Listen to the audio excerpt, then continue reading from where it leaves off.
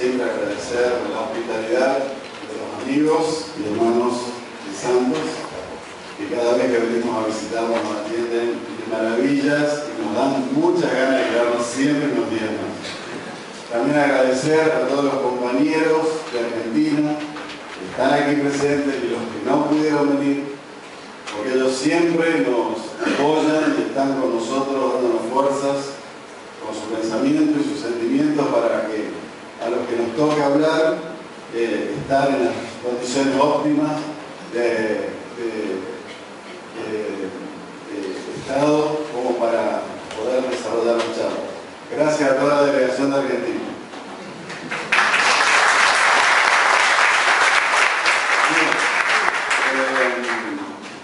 Cito primeramente a Carl Sagan porque una pequeña anécdota de mi vida, cuando yo tenía 20 años, leyendo los libros de Carl Sagan, un astrónomo excepcional que todo el mundo conoce, en el libro El cerebro de Broca y los dragones del Edén, que eran los primeros libros que yo leía, él hacía una crítica muy ácida al espiritismo y a los fenómenos espiritistas, y eso a mí me provocaba mucho enojo, porque decía, ¿por qué los científicos siempre se tienen que meter con nosotros? Y el primer artículo que escribí en mi vida se lo dediqué a Carl Sagan y trataba de refutarlo, y cada palabra que él decía yo explicaba cuál era el argumento espírita de lo que él trataba de refutar. Por supuesto, cuando llevé mi escrito para que sea publicado en la revista de mi institución, me dijeron, no, esto no se puede publicar. Estaba cargado de rebeldía y enojo y todo lo demás. Por supuesto, un tiempo después yo pensaba, ¿cómo un joven va a refutar a un científico de la talla de Sagan? Lo que iba a hacer era un efecto contrario a lo que yo quería. Hoy lo entiendo perfectamente. Y creo que Carl Sagan, 20 años después, en 1996, yo encuentro esta declaración donde él deja una puerta abierta a la demostración científica del fenómeno de la reencarnación, un pastelado espírita central para nuestra doctrina. Lo que nos lleva a reflexionar que la reencarnación seguramente puede ser, ¿por qué no?, una verdad universal, que poco a poco irá llegando al conocimiento de la humanidad. Para ello me pareció interesante mostrar un estudio reciente que presentó el doctor R. Harrelson en Buenos Aires en el 2010, que es un estudio de los valores humanos realizado en Europa, es un estudio global sobre las creencias de los seres humanos. Así podemos ver que había dos preguntas, una si la gente creía en la vida después de la muerte y la otra si la gente creía en la reencarnación.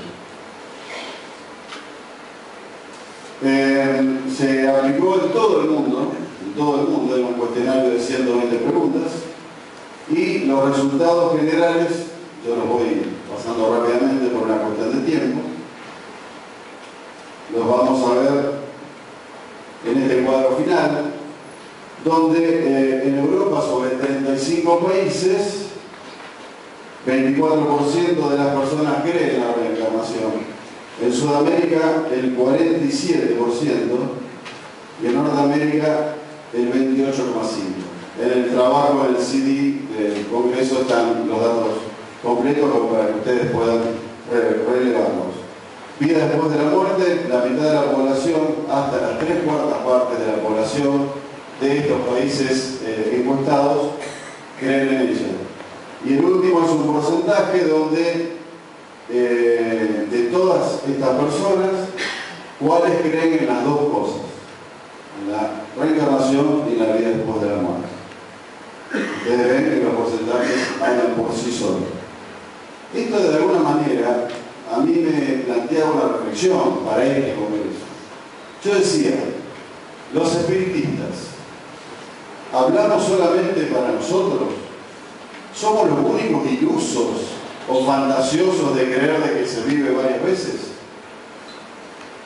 estamos frente a una idea que ya pereció, que la sostenemos por dogma, porque está en la doctrina, porque es un pilar fundamental de ella.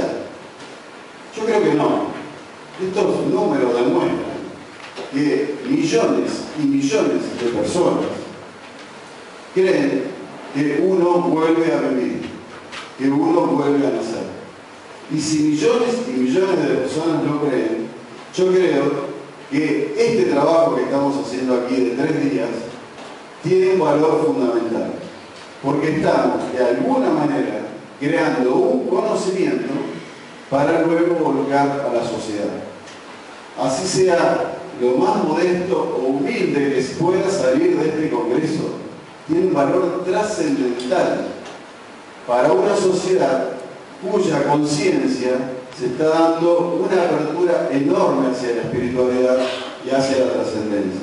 Así que, amigos, el esfuerzo que estamos haciendo hoy aquí es un esfuerzo no para estos pocos que estamos, sino para toda la sociedad que está con muchas necesidades de acercar y comprender estos temas desde una visión seria como la que puede dar el espíritu. Rápidamente me piden evidencias científicas actuales de la reencarnación, para las cuales nosotros podemos plantear 3 líneas de trabajo, de las cuales yo para la presentación de hoy elegí la primera, que es considerada la evidencia científica más sólida. Lo que no quiere decir que las otras 2 no lo sean, pero sí la 1 es la de mayor importancia como ciencia oficial. Aquí tenemos la investigación científica de casos de recuerdos espontáneos de vidas anteriores de niños pequeños. Ese es el punto central hoy de la evidencia científica de la reencarnación. El segundo es la hipnosis regresiva y todo ese universo enorme de conocimiento que ella provee, pero que no es considerada aún una disciplina que pueda dar relevancia científica a sus prácticas. Esto estamos hablando desde el punto de vista de la ciencia oficial. Y por último, algo que nos compete a los espiritistas directamente, que es la utilización de la mediunidad para obtener datos de vidas pasadas. Algo que todos de una u otra manera practicamos, pero que todavía no tenemos las metodologías, ni la disciplina, ni el profesionalismo necesario para generar de esto una ciencia oficial. Es muy sencillo entender estos 3 elementos y su ranking. Es una cuestión de profesionalismo. Jan Stevenson, que fue el principal proveedor de las bases científicas de la creencia en la reencarnación, es una persona que recibió millones de dólares de una empresa muy importante de Estados Unidos para llevar adelante sus investigaciones. Mientras gastaba todos esos dólares, viajó por todo el mundo y pudo juntar toda la evidencia que posteriormente dio base a esta sólida evidencia científica de la reencarnación. Quizás nosotros necesitaríamos un poquito más de presupuesto para que la mediunidad llegue a tener un estatus de investigación científica. Pero quizás no perdamos la esperanza de que un día podemos tenerlo. Obviamente la hipnosis regresiva es también un campo muy explotado porque tiene su beta profesional, lo que permite que muchos investigadores puedan vivir de lo que hacen y a partir de allí juntar la evidencia que todos estamos necesitando. Vamos a dedicarnos hoy solamente al recuerdo de vidas anteriores de niños, investigaciones que se llevan adelante hace varias décadas y que se comienzan a evidenciar a partir de los 2 años, niños que apenas empiezan a hablar, y bien comienzan a hablar y tienen la virtud de ser, en los casos más trascendentes, muy nítidos los recuerdos, claros y persistentes. El promedio de aparición de estos recuerdos es entre los 2 y medio año a los 4 años. Coincido con Mauro, necesitamos integrar a la doctrina espírita el conocimiento científico. Es elemental y es un bloque que no podemos desconocer. Si nosotros tenemos que analizar una teoría muy simple, que es ¿por qué los niños recuerdan espontáneamente una vida anterior hasta los 4 años y después se lo olvidan? Y ni siquiera recuerdan que la recordaron. Hay un mecanismo de olvido del pasado que se rompió momentáneamente y que debemos incorporarlo a nuestra doctrina espírita. ¿Por qué funciona eso? ¿Cuándo sucede? ¿Cómo sucede? Banerjee fue el precursor de estos estudios en la India. Estuvo en Brasil con Chico Javier, entrevistado con él. Es muy conocido sus estudios. Realizó investigaciones de campo en India, Estados Unidos, Birmania, Líbano, Sri Lanka. Casi todos utilizaron el mismo método, inclusive en la actualidad, que es la entrevista a los niños que manifiestan los recuerdos de vidas anteriores. El doctor Ian Stevenson, que supuse que muchos lo iban a nombrar en este congreso, porque es realmente una figura referencial en la investigación científica y su trabajo es extraordinario. En 22 años reunió 2.000 casos, conformando una evidencia sólida de las vidas sucesivas.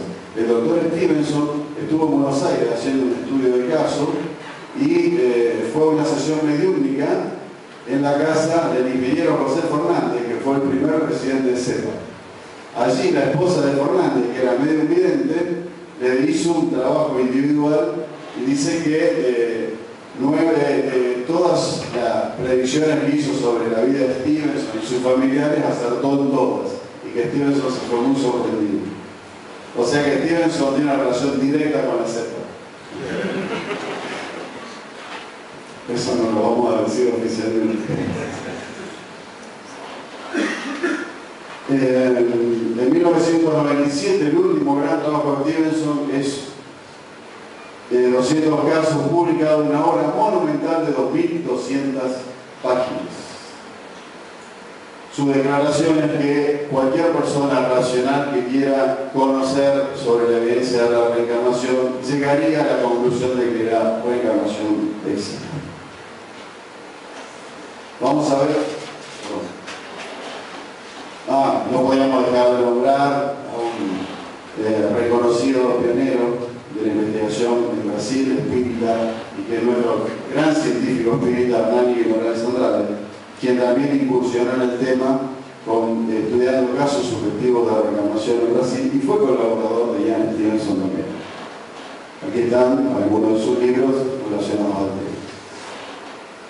El doctor Haraldsson es un finlandés del Departamento de Psicología de la Universidad de Islandia, estuvo en el 2010 en Buenos Aires y todo el material que yo estoy presentando proviene de sus conferencias.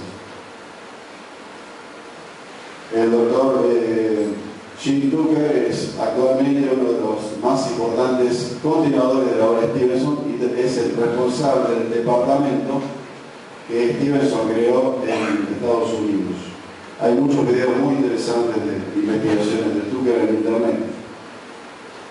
Para dar un caso ejemplo de lo que vinimos a hablar, vamos a hablar sobre los recuerdos espontáneos de vidas previas en niños en Sri Lanka y Líbano, que son los lugares donde Haraldsson recientemente realizó investigaciones muy interesantes.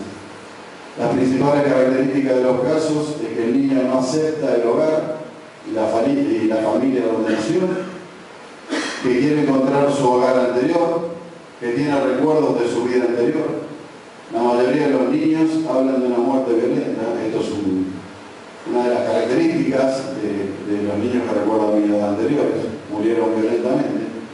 Probablemente después de una muerte violenta, los recuerdos de esa vida anterior tengan la posibilidad de salir apenas renacido.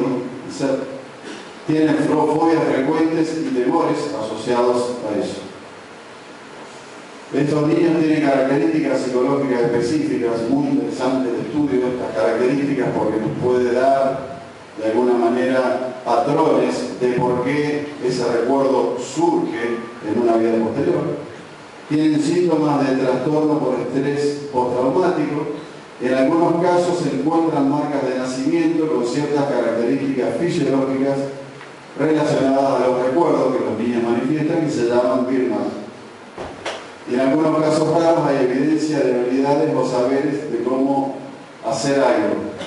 Xenoglosia. La xenoglosia es cuando un niño comienza a hablar en un idioma que para él es completamente desconocido. En algunos casos de habilidades, y no puedo dejar de nombrarlo, tenemos al número 10 de la selección argentina, que es Lionel Messi, que puede ser considerado un caso de reencarnación con habilidades específicas sobrenaturales. Esta es una que le debía a mis amigos de aquí, que siempre nos provocan.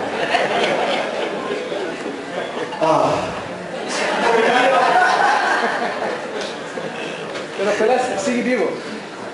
Pelé sigue vivo. Pelé sigue vivo. Pelé sigue vivo.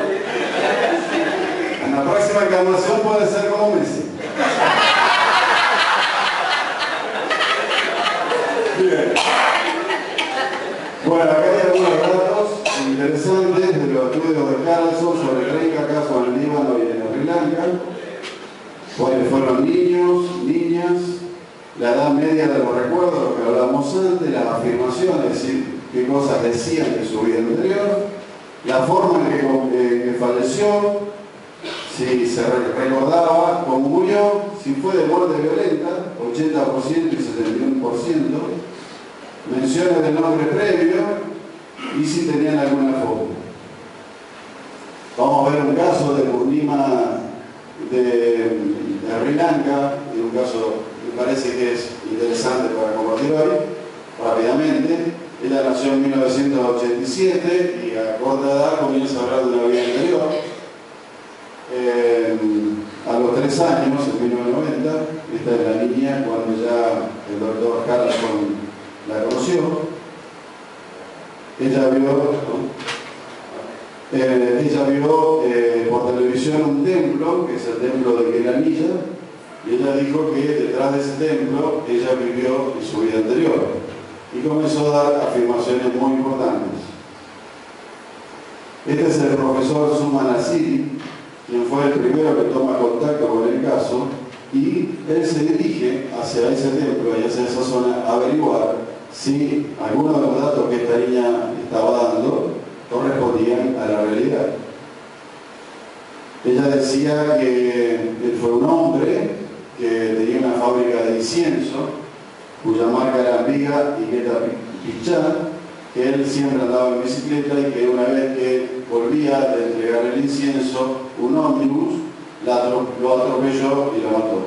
Dijo con quién estaba casado, cuántos hijos tenía y un montón de datos correspondientes a su vida anterior. El profesor Suman Asiri encuentra el lugar y encuentra a la familia de Purnima, de acuerdo a las descripciones que ella misma había dado. Este es el hermano de quien fuera Purnima en la anterior vida, que se llamaba Ginarasa Pereira, que era el nombre de Purnima en la vida que ella estaba narrando. Este hombre, al ser el hermano, era con quien fabricaba el incienso. El profesor Suman Asiri encontró la fábrica de incienso, encontró la familia de Purnima y el incienso marca Ambica que estaban todavía fabricando su familia. El envase del incienso había cambiado después de la muerte de Ginarasa Pereira, el hermano de él, quien hoy sería Purnima. Y Purnima, cuando llega al lugar, dice: ¿por qué cambiaron los envases del incienso? Y de otras formas más, donde fue dando revelaciones sorprendentes de su vida anterior. Aquí está una foto del pecho de Purnima, donde tiene marcas de nacimiento, que ella ya de muy pequeña decía: mamá, no llores cuando alguien muere a través de un accidente de tránsito, porque yo vine aquí de esa manera. Y decía: estas marcas que yo tengo en mi pecho fue cuando me pasó por arriba las ruedas del autobús. El doctor Harrelson encontró los dibujos del esquema básico de la autopsia realizada al cuerpo de Hinadasa cuando después de fallecido. Aquí vemos parte de la marca de nacimiento de esto, y aquí está la declaración del fallecimiento de quien fuera Purnima en la vida anterior. Acá estamos viendo las afirmaciones positivas y aquellas que no tuvieron concordancia de acuerdo al estudio. Falleció en un accidente automovilístico, llegué aquí. Mi familia fabricaba inciensos, hacíamos incienso marca Amiga y hacíamos incienso marca Guetta Fischer. La fábrica de incienso estaba cerca de una fábrica de tejido. Primero nuestra familia trabajaba y después más otras dos fueron contratadas. Teníamos 2 furgonetas, teníamos un auto. Era el mejor fabricante de variedades. Lo que tiene el signo positivo son afirmaciones confirmadas y las otras dudosas. Y además, ella decía que estuvo casada con su cuñada, positivo. La fábrica de incienso el dueño de la fábrica de incienso tenía 2 esposas, padre anterior era una mala persona. Bien, todas afirmaciones donde tenemos un total de verificadas como correctas 14, incorrectas 3, indeterminadas 3. El estudio de Harrelson sobre todos los casos determina que 2/3 de los casos son no resueltos, esto es, no se puede localizar a la persona fallecida que se apunta a las afirmaciones. ¿Por qué los 2/3 no quedan sin resolver? Porque las declaraciones no permiten la verificación, carecen de localización o especificidad. Y hay afirmaciones verificables erróneas. Pero 1/3 de los casos se confirman resueltos. La mayoría de las afirmaciones se ajustan a una potencial vida anterior. Cerca del 10% de los casos son impresionantes. Incluso hay algunos casos ya en Stevenson que son verdaderamente increíbles, con referencia a las marcas de nacimiento, a los bitmaps que él encontró en muchos de los casos. Un alto porcentaje de las afirmaciones se ajustan a una persona fallecida que se puede identificar. Conclusiones. La hipótesis de la reencarnación está en buena forma hasta el momento. Y si lo reconoce Carl Sagan, digamos que muy buena forma. El caso de los registros de recuerdos de vidas pasadas es evidente que son muy similares entre sí, sin tener en cuenta la cultura de los informantes. Recuerdan hace unos años atrás decían que no, esto sucede porque es la cultura oriental, que como creen eso, recuerdan eso. Bien, los estudios actuales están encontrando casos en todo el mundo y en Occidente también cantidades impresionantes.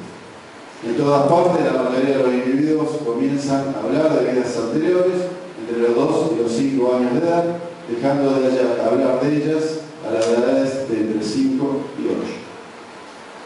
Los individuos informan recordar los acontecimientos desde la muerte de una persona, su vida previa, proporcionando un registro de cómo llegaron a sus padres biológicos, inclusive dando datos de periodos interencarnatorios.